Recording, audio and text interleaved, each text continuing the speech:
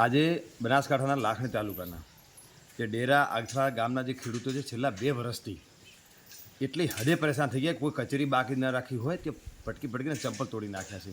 પરંતુ જે પાઇપલાઇન ગામે ગામ જવાની હતી એ પાઇપલાઇન એમના ખેતરમાંથી જ ખેડૂતોને પસાર થઈ અને જે ઊભો પાક છે એ જેસીબી મશીન વગર પાઇપ ગાળવા માટે જે સારી ખોદેલી હતી એમાં આખો નાશ પામ્યો.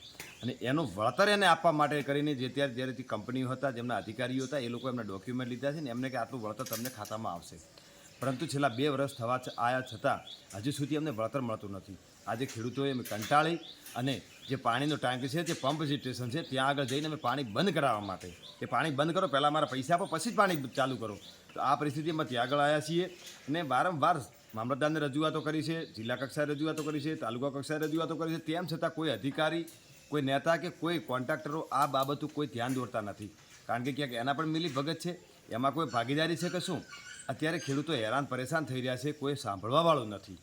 જો સત્વરે આ ખેડૂતોના ખાતામાં પૈસા ના આવ્યા તો ટૂંક સમયની અંદર ઉગ્ર આંદોલન થશે એ સંપૂર્ણ જવાબદારી સરકારની રહેશે. આજે આપણે ભારત વર્ષનો મોટામાં મોટો તહેવાર કહેવાય 15મી ઓગસ્ટ. 15મી ઓગસ્ટના રોજ આપણો દેશ આઝાદ થયેલો, બરાબર. અને આપણા ગરીબ અમે ખેડૂતો બધા છીએ, હજી સુધી અમે તો ગુલામીમાં જીવીએ છીએ, બરાબર. અમારે આઝાદ કેવી હોય અમને ખબર જ નથી પડતી. અમારી જો આઝાદી હોય તો અમારા ધક્કા ખાવા ના પડે.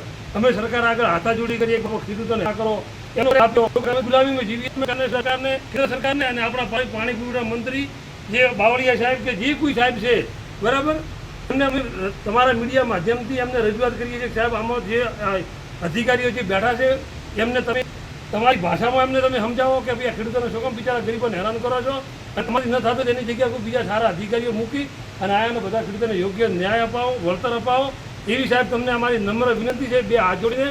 અને અમને હવે ગુલામીમાંથી મુક્ત કરો, બસ એવી અમારી તમને વિનંતી છે સાહેબ.